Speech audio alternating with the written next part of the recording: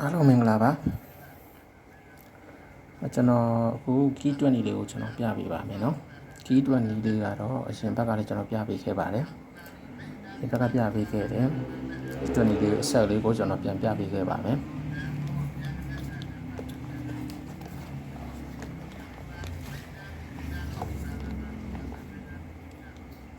မြင်ရလားမသိဘူးเนาะအရင်ကပွေးရင်းနေစာအုပ်နဲ့ပြတဲ့အခါကျတော့ဖုန်းနဲ့ရိုက်တဲ့အခါကျတော့ရမ်းကြီးပွေးနေလို့အဆင်မပြေလို့နော်ဟိုကျွန်တော်ကြီးမြင်အောင်ကျွန်တော်ရှာပြပေးမှဖြစ်ပါတယ်နော်20လေးကိုကျွန်တော်20ကတော့ဒီမှာ20ကိုအနီးကပ်ဒီမှာကျွန်တော်ပြပေးထားမယ်နော်ရှီ 6.8 ထွက်တဲ့အချိန်ကနေပြီးတော့စပြီးတော့မှန်နေတဲ့ key unit လေးဖြစ်ပါတယ်နော်6.8 68ခွန်ပါနော်68ခွန်လို့ထွက်တဲ့အပတ်ကနေပြီးတော့မှန်လာတဲ့ key unit တွေဖြစ်ပါတယ်เนาะဒီမှာ68ခွန်လို့ထွက်တဲ့ဘက်မှာထိုင်းနှလုံးဒီကဏ္ဍကဒီမှာ36လို့ထွက်ပါတယ်เนาะ36လို့ထွက်တယ်အဲ့ဒီမှာသူ့ရဲ့အောက်မှာ68ခွန်ပါเนาะ68ခွန်ရဲ့အောက်မှာ22ခွန်လို့ထွက်ပါတယ်เนาะ22ခွန်လို့ထွက်တဲ့ဘက်မှာခွန်နောက်ပိတ်ရဲ့အထက်ကဒါကထိုင်းနှလုံးတိုက်ကဏ္ဍဖြစ်ပါတယ်เนาะထိုင်းနှလုံးတိုက်ကဏ္ဍ36လို့ထွက်တဲ့ကဏ္ဍရှောင်းနောက်ပိတ်ရဲ့ဒီအောက်က22ခွန်နဲ့ထိုင်းနှလုံးတိုက်ကဏ္ဍ36က6နောက်ပိတ်နဲ့ကိုလှမ်းပြီးတော့ပေါင်းတာဖြစ်ပါတယ်เนาะအဲ့ဒီမှာခွန်နဲ့6နဲ့ပေါင်းတာပေါ့เนาะခွန်နဲ့6နဲ့ပေါင်းတော့3လို့ရပါတယ်တဲ့เนาะ3ကိုပါဝါယူလိုက်မယ်38ကီပါတယ်เนาะအဲ့ဒီ38ကီရတဲ့ဒီ2ခွင်အောက်မှာထွက်မဲ့ကဏ္ဍအတွက်ကီဖြစ်ပါတယ်တဲ့เนาะ2ခွင်အောက်ထွက်တဲ့ကဏ္ဍကဒီမှာ388လို့ထွက်ပါတယ်တဲ့เนาะအဲ့မှာဆိုရင်38ကနှလုံးလုံးထိသွားပါတယ်တဲ့เนาะအဲ့ဒီတွက်စင်လေးကိုကျွန်တော်ဒီမှာပြန်ပြီးတော့ရှင်းပြပေးထားပါတယ်เนาะအဲ့ဒီစင်လို့ကျွန်တော်ရှင်းပြပေးထားပါတယ်အရင်ဗီဒီယိုလေးမှာဝင်ကြည့်လို့ရပါတယ်အခုကျွန်တော်တခြားမြင်ရအောင်တခြားပြပေးပါမယ်เนาะခုပြန်အနေကျွန်တော်စတွက်ပြမယ်ဆိုတော့ဒီ6လေး6ကနေပြီးတော့ကျွန်တော်ပြန်ပြီးတွက်ပြပေးမယ်เนาะဒီဥစ္စာကဒီမှာကြည့်လို့ရပါတယ်เนาะဟုတ်ပြီအဲ့တော့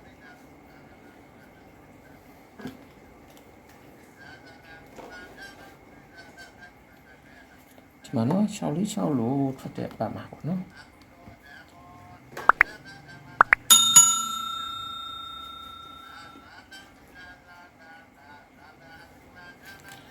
646ထွက်တဲ့အပတ်မှာတဲ့နော်ထိုင်းနှလုံးတိုက်ကဏ္ဍက98လို့ထွက်ပါတယ်ကျနော်ထိုင်းနှလုံးတိုက်ကဏ္ဍက98လို့ထွက်ပါတယ်646ရဲ့အောက်မှာ9.8လို့ထွက်ပါတယ်နော်9.8ရဲ့ထွက်တဲ့ပတ်မှာဒါကထိုင်းနှလုံးတိုက်ကဏ္ဍက9လို့ဖြစ်ပါတယ်ဗျာနော်နာ696ထွက်တဲ့ပတ်မှာထိုင်းနှလုံးတိုက်ကဏ္ဍကဒါက6လို့ဖြစ်ပါတယ်ဗျာနော်ထိုင်းနှလုံးတိုက်ကဏ္ဍဆိုတာကဒါကထိုင်းဒီထွက်တဲ့အချိန်မှာနှလုံးတိုက်ကဏ္ဍဆိုတာတတ်ထွက်ပါတယ်နော်အဲ့တစ်ချိန်ထွက်တစ်ချိန်တစုထွက်ပါတယ်နော်တစ်ခုထွက်ပါတယ်အဲ့ဒီကဏ္ဍနေဖြစ်ပါတယ်ဗျာနော်အခုဒီမှာ895လို့ထွက်သွားတဲ့အပတ်မှာဆိုရင်ထိုင်းနှလုံးတိုက်ကဏ္ဍက9နဲ့လို့ထွက်ပါတယ်ဗျာနော်အဲ့တော့ဆောရစာအုပ်မှာကျွန်တော်ပြထားတဲ့အတိုင်းလေးဒီမှာစီပြီးပြပေးတယ်နော်ဒီစာအုပ်ထဲမှာကျတော့အရန်ကြီးဝေးနေတယ်ကြည့်လို့ရတာအဆင်မပြေတဲ့ဘက်ကတော့တော့ဒီမှာမှန်တာကတော့ဒီမှာ68ခွန်ကနေစပြီးမှန်နေတာเนาะ68ခွန်ကနေမှန်နေတာအောင်ကျွန်တော်ပြပေးပါမယ်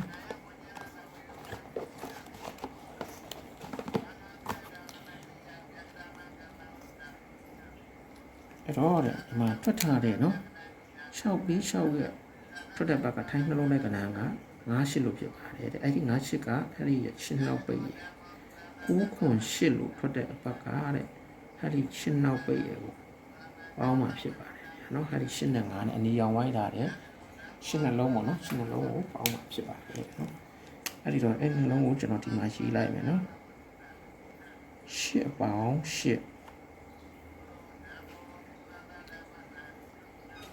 8ပေါင်း8ဆိုတော့16လို့ရပါတယ်เนาะ16ဆိုတော့6လို့ရေးလိုက်ပြီဗျာเนาะ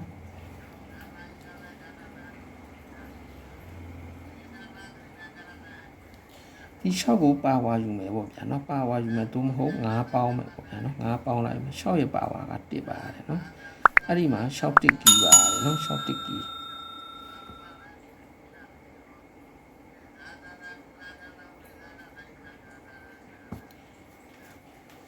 6တစ်ကီမှာတဲ့ဘာထွက်သွားလဲဆိုတော့သူ့ရဲ့9.8ရဲ့အောက်မှာ696ဆိုပြီးတော့ထွက်သွားပါတယ်ဗျာเนาะဒီမှာ6တလုံး မှာ6တလုံးဆွဲတော့နော်6တလုံးထိပါတယ်တဲ့နော်ဒီမှာ6တလုံးထိပါတယ်တဲ့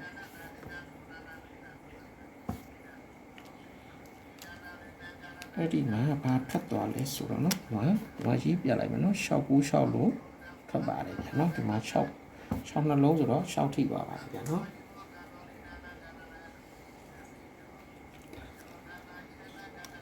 ဟုတ်ပြီတဲ့အဲ့ဒီမှာအဲ့လိုပဲကိုခွန်ရှိလို့ထွက်တော့မှာထိုင်းနှလုံးတဲ့ကဏ္ဍကခွန်လို့ဖြစ်ပါတယ်ဗျာနော်ခွန်ဆိုတော့ခွန်ကဒီကခွန်နောက်ပိတ်လေးကိုယူတယ်အယောင်လေးနဲ့မျိုးပြောင်းလာတယ်နော်အဲ့ဒီမှာတဲ့ဒီ696လို့ထွက်တဲ့အပတ်ကဒီက6နောက်ပိတ်လေးအဲ့ဒီ6နဲ့ခွန်နဲ့ကိုပေါင်းမှာဖြစ်ပါတယ်ဗျာနော်မှာ6ပေါင်းခွန်6နဲ့9နဲ့ကိုပေါင်းတော့3လို့ရပါတယ်ဗျာနော်အဲ့ဒီ3ကို5ပေါင်းမယ်ပေါ့ဗျာနော်5ပေါင်းတော့8လို့ရပါတယ်တဲ့နော်အဲ့ဒီမှာ38ကီလို့ရပါတယ်တဲ့38ကီလို့ရပါတယ်အဲ့ဒီ38ကီမှာတဲ့သူ့ရဲ့696ရဲ့အောက်မှာဘာထွက်သွားလဲဆိုတော့898လို့ထွက်သွားပါတယ်ဗျာနော်အဲ့ဒီမှာဆိုရင်ဒီမှာ8တလုံးထိပါတယ်ဗျာနော်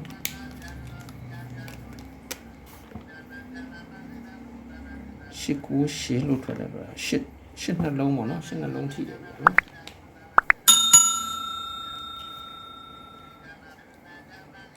အဲ့ဒီမှာ696လို့ထွက်တဲ့ဘက်မှာထိုင်းနှလုံးတိုင်းကဏ္ဍက61လို့ဖြစ်ပါတယ်ဗျာနော်61ပါတယ်နော်အဲ့ဒီ61ကတဲ့အဲ့ဒီ1နောက်ပိတ်ဒီမှာ98ပေါ့နော်898ထွက်တဲ့ဘက်ကတဲ့အဲ့ဒီ8နောက်ပိတ်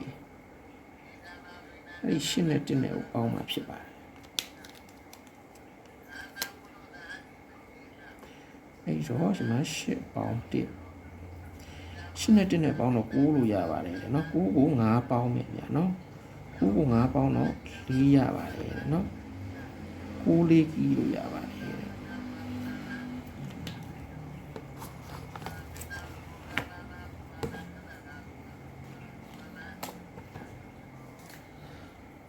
ကိုလေးကီမှာတဲ့ဘာထွက်သွားလဲဆိုတော့တဲ့898ရဲ့အောက်မှာဒီမှာ145လို့ထွက်ပါတယ်တဲ့ဗျာနော်145လို့ထွက်တဲ့အတွက်ကြောင့်မို့ဒီမှာ4တလုံးထိပါတယ်တဲ့ဗျာနော်4တလုံးထိပါတယ်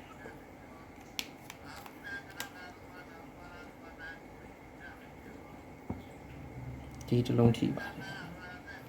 အ145လို့ထွက်တဲ့အပမှာထိုင်းနှလုံးတိုက်ကဏ္ဍက3ခွန်လို့ထွက်တယ်ဗျာနော်အဲ့ဒီမှာ998လို့ထွက်တဲ့အပတ်ကထိုင်းနှလုံးတိုက်ကဏ္ဍက10ခွန်လို့ထွက်တယ်10ခွန်လို့ထွက်တဲ့ဒီကခွန်နောက်ပိတ်ရယ်145လို့ထွက်တဲ့3လုံးကဏ္ဍက9နောက်ပိတ်ရယ်အဲ့ဒီ9နဲ့ခွန်နဲ့ကိုပေါင်းမှာဖြစ်ပါတယ်9ပေါင်းခွန်9နဲ့ခွန်နဲ့ပေါင်းတော့2လို့ရပါတယ်ဗျာနော်2ကို9ထပ်ပေါင်းမယ်ပေါ့2ကို9နဲ့ပေါင်းတော့ခွန်လို့ရပါတယ်နော်အဲ့ဒီမှာ2ခွန်ကီးပါတယ်နော်2ခွန်ကီးမှာတဲ့သူ145ရဲ့အောက်မှာဘာထွက်သွားလဲဆိုတော့ဒီမှာ252လို့ဆိုပြီးထွက်သွားပါတယ်ဗျာနော်အဲ့မှာဆိုလို့ရှိရင်လေ2တလုံးထိပါတယ်ဗျာနော်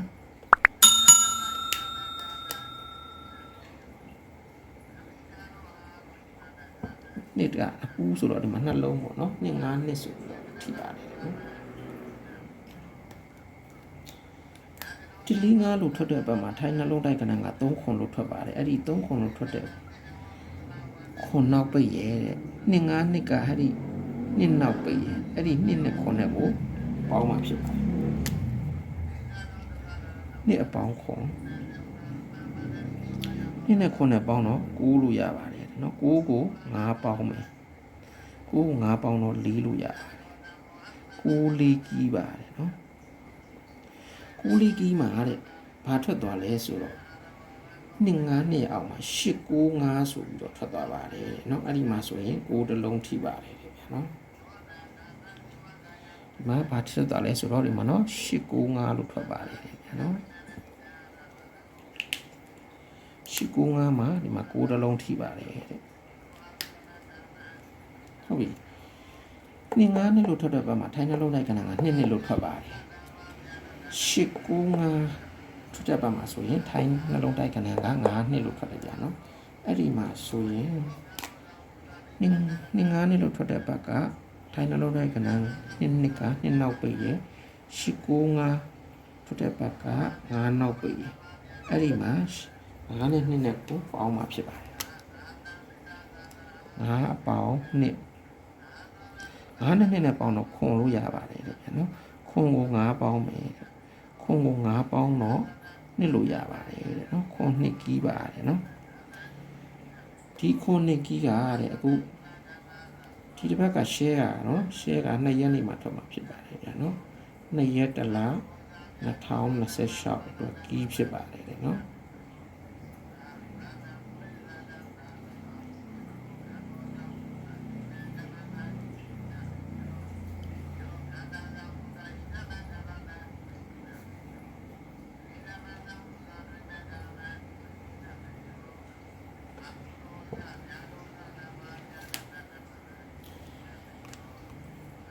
ဒါကစာအုပ်ထဲမှာကျွန်တော်ရှင်းပြထားပြီးတယ်เนาะ68ခွန်မှန်တဲ့အပတ်ကနေပြီးတော့68ခွန်ထွက်တဲ့အပတ်နောက်ကနေပြီးတော့မှန်လာတာဖြစ်ပါတယ်เนาะဒါမှကျွန်တော်အရှိတွက်မပြတော့ဘူးဒီကနေပြီးတော့ပဲတွက်ပြပေးလိုက်ပါတယ်ဗျာเนาะဒီကအရင်ရှိသွားမှာဆိုလို့ပါเนาะအဲ့တော့2ရက်ဒီအပတ်ရှဲက2ရက်နေမှာထွက်မှာဖြစ်ပါတယ်เนาะ2ရက်တလ2026မှာထွက်မှာဖြစ်ပါတယ်ပြီးခဲ့တဲ့နှစ်တွေတုန်းကတော့30ရက်မှာထွက်ပါတယ်ဒီနှစ်ကတော့2ရက်နေမှာထွက်မှာဖြစ်ပါတယ်เนาะအဲ့တော့2ရက်နေ2ရက်တလ2026အတွက်ကြီးရတော့နှစ်ခုကြီးဖြစ်ပါတယ်ဗျာနော်ကျိုင်းနှစ်တက်လို့ရှိရင်ကစားလို့ရပါတယ်နော်ဒါကနီးစနစ်အရာကျွန်တော်ပြပြီးတာဖြစ်ပါတယ်မှန်နေတာကတော့နော်